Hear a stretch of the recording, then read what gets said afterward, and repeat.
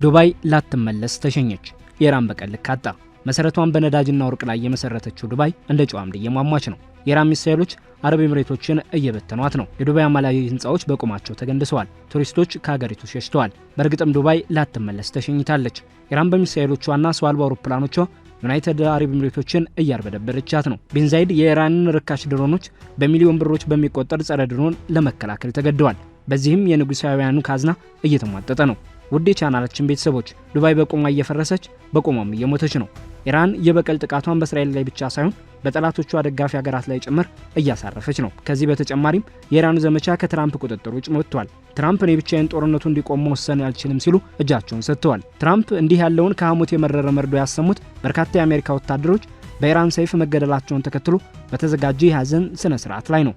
ኢራን አድብታ በርካታ የአሜሪካ ወታደሮችን እንደገደለች የሲአይኤ ምስጢራዊ ሰነድ አጋልጧል። እነዚህን ጉዳዮች በስፋት እንዳሰሳለን። አብራችሁን ቆዩ።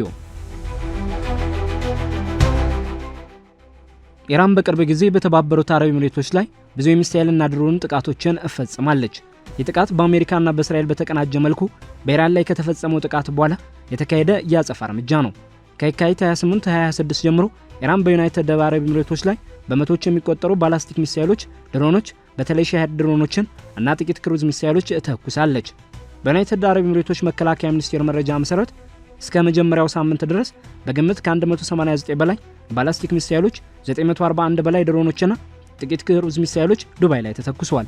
በትናንትናው ዕለት በአንድ ቀን ብቻ 16 ሚሳኤሎችና ከ117 በላይ ድሮኖች ተኩሰዋል። ይህም ትልቁ ጥቃት ተብሎለታል። አብዛኛዎቹ የኢራን ጥቃቶች በዩኤኢ የአየር መከላከያ ስርዓቶች ማለትም እንደ ፓትሪዮት፣ ታድ ወዘተ ቢከሽፉም በርካቶቹ ግን ኢላማቸውን መተው ጉዳት አድርሰዋል። እነዚህ ያልተቋረጡና የተቀናጁ ጥቃቶች ዱባይና አቡዳቢን እንዳይመለሱ አድርገው አፈራርሰዋል። ከዚህ በኋላ ሁለቱ የዓለማችን ግዙፍ የቱሪዝም ከተሞች እንደ በፊቱ ግርማ ሞገሳም ለመሆን ረጅም ዓመታትን እንደሚፈጅባቸው እየተነገረ ነው። በኢራን ጥቃቶች ኤሚሬቶች መጠነ ሰፊ ኪሳራ ነው እየደረሰባት። የጉዳት ዝርዝሮቹን በግርድፉ እንመልከት። በዱባይ ዓለም አቀፍ አውሮፕላን ማረፊያ ላይ ድሮን ጥቃት ተፈጽሞ አየር ማረፊያ ሰው ክፉኛ ተጎድቷል። ለአጭር ጊዜም ከአገልግሎት ውጭ ሆኗል። በዱባይ ማሪና አካባቢ ያለው 23 ማሪና ታወር በድሮን ተጎድቷል። በመንገድ ላይ መኪና ተቃጥሏል። ባልባርሻ አካባቢ አንድ ሰው ወይም የታክሲ ሹፌር በፍርስራሽ ሞቷል።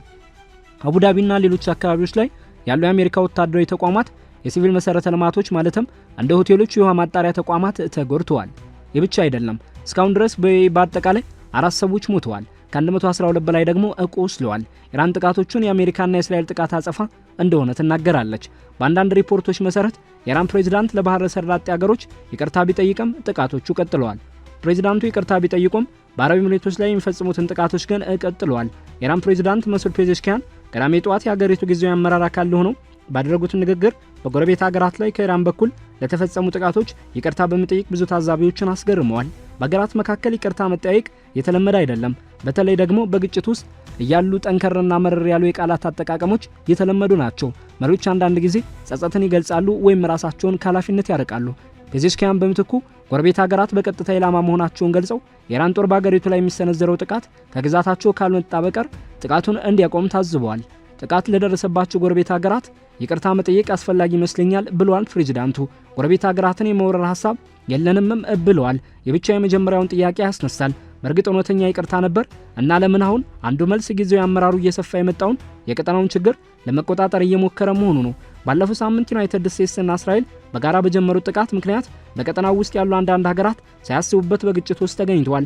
ፔዜሽኪያን እነዚህ ጥቃቶች የተፈጸሙት የመጀመሪያው ጥቃት ከፍተኛ የኢራን አዛዦችን ከገደለና የማዕከላዊ መዋቅሮችን ካወከ በኋላ ይሆናል ወደምትሉት ተኩሱ በሚል መመሪያ መሰረት የተፈጸሙ መሆናቸውን ጠቁሟል። ይቅርታ በመጠየቅ ቴህራን ጦርነቱን እንደ ሰፊ ቀጠናዊ ግጭት ማዛመት እንደማትፈልግ ለማሳየት እየሞከሩ ሊሆንም ይችላል። መልእክቱ በተዘዋዋሪ የፖለቲካ እውነታን ያረጋግጣል። አንዳንድ የጎረቤት ሀገራት የአሜሪካ ኃይሎች በግዛታቸው ላይ ካሉ የጦር ሰፈሮች እንዲንቀሳቀሱ ቢፈቅዱም ኢራን በግልጽ ኢላማ ካደረገቻቸው ራሷን የበለጠ ታገላለች። ነገር ግን ይቅርታው ወደ ፖሊሲ ይተረጎማሉ የሚለው ብዙም ግልጽ አይደለም። ከቀጠናው የሚወጡ ዘገባዎች እንደሚያሳዩት ከኢራን ወይም ከጦር ኃይሏ ጋር የሚያያዙ ጥቃቶች እስካሁን አላቆሙም። ኳታርና የተባበሩት አረብ ኤሚሬቶች ቅዳሜ ከሰዓት በኋላ ኢላማ ያደረጓቸው ሚሳኤሎች ማምከናቸውን ተናግረዋል። እንደዚህ አይነት ጥቃቶች ከቀጠሉ በኢራን የተፍረከረከ የአመራር መዋቅር ውስጥ ስላለው ቁጥጥር ጥያቄ ያስነሳል። የሀገሪቱ የበላይ መሪ አያቶላህ አሊ ኻሜኒን ጨምሮ ቁልፍ አመራሮች ከተገደሉበት የመጀመሪያው የጥቃት ማዕበል ጀምሮ የውሳኔ አሰጣጡ ወደ ጊዜያዊ መሪዎች ምክር ቤት ተሸጋግሯል። በንድፈ ሐሳብ ደረጃ የመዋቅር እንደ ፔዜሽኪያን ያሉ ባለስልጣናት በአንድ የበላይ አመራር በሚመራ ስርዓት ውስጥ ከነበራቸው የበለጠ ተጽዕኖ ይሰጣቸዋል። በተግባር ግን እንደ አብዮታዊ ዘብ ያሉ ጠንካራ ወታደራዊና የደህንነት ተቋማትን የመቆጣጠር አቅማቸው ላይ አሁንም እርግጠኛ መሆን አይቻልም። ከፕሬዝዳንቱ መግለጫ በኋላም ኢራን በጎረቤት ሀገራት ላይ የምትፈጽማቸው ጥቃቶች ከቀጠሉ የግጭቱን መጠን ለመቀነስ ፈቃደኛ ካልሆኑ ወገኖች ጋር የመረጃ ፍሰት ችግር ወይም ተቃውሞ መኖሩን ይጠቁማል። በደህንነት ተቋም ውስጥ ያሉ አክራሪ አካላት ለረጅም ጊዜ ሀገራቸው የአሜሪካና የእስራኤልን ወታደራዊ ኃይል ለመቃወም ቀጠናው ላይ የምትፈጥረው ጫና ወሳኝ እንደሆነ ሲከራከሩ ቆይተዋል። በሀገር ውስጥ ያሉ ምላሾችም ያንን ውጥረት ያንጸባርቃሉ። አንዳንድ አክራሪ ብሔርተኞች የፔዜሽኪያንን አስተያየት ደካማ ሲሉ ተችተዋል። በኢራን ውስጥ ያለው አሁን የፖለቲካ ሁኔታ ያልተለመደ ነው። በስርዓቱ አናት ላይ የነበሩት ጠንካራ የመወሰን አቅም ከነበራቸው ሰዎች መካከል አብዛኞቹ ተገድለዋል። ዝቅ ባለ የስልጣን እርከን ላይ የሚገኙት ባለስልጣናትና አዛዦች ደግሞ ማንኛውንም ወደ መሃል የሚያመጣ አስተያየት በእጅጉ ይጠራጠራሉ። ለነሱ የሌላ ሀገር መንግስታትን ይቅርታ መጠየቅ በብሔራዊ ቀውስ ወቅት እንደ እጅ መስጠት የመታየት አደጋ አለው። ከኢራን ውጭ የፕሬዝዳንቱ ምላሽ በተለያየ ሁኔታ ተተርጉሟል። ዶናልድ ትራምፕ በትሩዝ ሶሻል ማህበራዊ ድረገጻቸው ላይ ኢራን ጎረቤቶቿን ይቅርታ ጠይቃ እጅ ሰጥታለች በማለት የጻፉት ወዲያውኑ ነበር። የፕሬዝዳንቱ ይቅርታ የአሜሪካና የእስራኤል ወታደራዊ ጫና እየሰራ መሆኑን ያረጋገጠ ነው ሲሉም አክለዋል። ይህ አስተያየት ዋሽንግተን የቴህራን መልእክቶች እንዴት ልትተረጉም እንደምትችል ያሳያል። ትራምፕ በተደጋጋሚ ተቀባይነት ያለው ብቸኛ ውጤት የኢራን ሙሉ በሙሉ እጅ መስጠት እንደሆነ ተናግረዋል። የፍላጎት ደግሞ የዲፕሎማሲያዊ ግራ መጋባት ይፈጥራል። በታሪክ የቦምብ ድብደባው ምን ያህል ከባድ ቢሆን አገራት በአየር ድብደባዎች ብቻ ያለምንም ቅድመ ሁኔታ እጅ መስጠትን አይቀበሉም።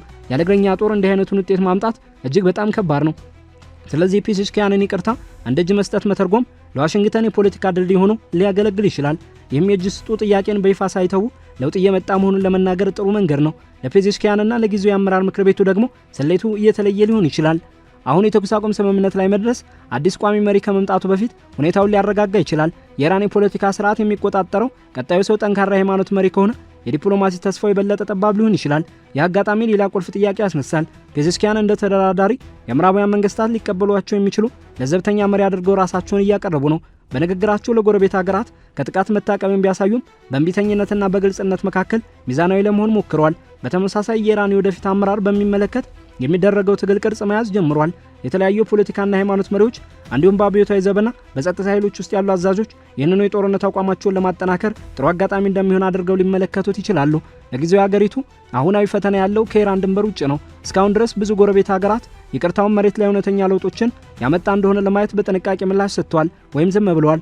ይህም ጦርነት ለረጅም ጊዜ ስጋት አድርጋ ታው የነበረውን አገዛዝ ለማዳከም እንደ ጥሩ አጋጣሚ ለምትመለከተው እስራኤል መልእክቱን ፍጥጫ ለማርገብ የመፈለግ አድርጋ የመተርጎም ዕድሏ አነስተኛ ሊሆን ይችላል። አሻሚነቱ ሆን ተብሎ ሊሆንም ይችላል። የፔዜሽኪያን ይቅርታ ለብዙ ትርጓሜዎች የተጋለጠ ነው። ይህም የቀጠናውን ጥረት ለማረጋጋት የሚደረግ እውነተኛ ሙከራ፣ ለኢራን ጊዜያዊ አመራር ጊዜ ለመግዛት የሚደረግ ስልታዊ እርምጃ ወይም በቴህራን ውስጥ የፖለቲካ ልውጥ የመክፈቻ ምልክት ሊሆን ይችላል። ኢራን በይፋ ይቅርታ ብትጠይቅም ጥቃቷን ግን አላቆመችም። በተለይም አረብ ኤምሬትስ ክፉኛ እየደበደበች ነው። ለመሆኑ ኢራን አረብ ኤምሬቶችን እንድትደበደብ ያደረጋት ለምንድን ነው የሚለውን እንመልከት። ለዚህ ጥያቄ ሃይማኖታዊ፣ ፖለቲካዊና ኢኮኖሚያዊ ምክንያት አለ። አረብ ኤምሬቶችና ኢራን መካከል ያለው መቃቃር በርካታ ጥልቅ ምክንያቶች አሉት። እነዚህ ምክንያቶች በታሪክ፣ በፖለቲካ፣ በኢኮኖሚና በወታደራዊ ጉዳዮች ላይ የተመሰረቱ ናቸው። በተለይም በዚህን ወቅት የሀገራቱ መቃቃር ከሚታሰበው በላይ ጨምሯል። ለሁለቱ የቀጠናው ሀገራት መቃቃር እንደ ምክንያት ከሚጠቀሱት ጉዳዮች መሃል አንደኛው የሶስት ደሴቶች አለመግባባት ነው። እነዚህ ደሴቶች አቡ ሙሳ፣ ግሬተር ተምብ፣ ሌሰር ተምብ ይባላሉ። እነዚህ ደሴቶች በፐርሺያን ባህር ውስጥ በስትራቴጂካዊ ቦታ ላይ ይገኛሉ። ኢራን ከ1971 ጀምሮ በቁጥጥር ታደርግባቸዋለች። ኤምሬቶች ግን ደሴቶቹ የሷ እንደሆኑ ትከራከራለች። የጉዳይ ከኤምሬቶች መመስረት ጀምሮ ዋነኛ መቃቃር ሆኖ ቆይቷል። ኢራን ደሴቶቹን የኢራን ደሴቶች ትላቸዋለች፣ ኤምሬትስ ደግሞ በወረራ የተያዙ ትላቸዋለች። ዋናው የሀገራቱ ቅራኔ መነሻው ይሄ ነው። ሌላኛው ምክንያት ደግሞ የቀጠናዊ ተፎካካሪነትና የበላይነት ፉክክር ነው። ኢራን በሺዓ አስተሳሰብ የሚመራ አብዮታዊ ስርዓት አላት። ኤምሬቶች ደግሞ ሱኒ አረብ ሀገር ነች። ኢራን በየመን፣ በሊባኖስ፣ በኢራቅ፣ በሶሪያ ወዘተ ተደጋፊ ሚሊሻዎችን ወይም ፕሮክሲስን ትደግፋለች።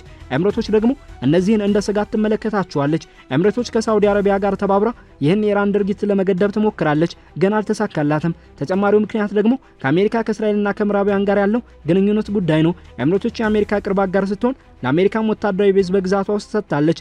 እንዲሁም ከእስራኤል ጋር ተስማምታለች። የአብርሃም አኮርድን ስምምነትን ፈርማለች። በአንጻሩ ኢራን ደግሞ እነዚህን የኤምሬቶችን ውሳኔዎች እንደ ስጋት ትቆጥራቸዋለች። በተለይ ኤምሬቶች የእስራኤልን ጥቃት በኢራን ላይ በቀጥታ ባይደግፍም አየር ክልሏንና ቤዞቿን ለመጠቀም እንደማይፈቅድ ብትናገርም ኢራን ኤምሬቶችን የአሜሪካ ወይም እስራኤል አጋር አድርጋ ትቆጥራታለች።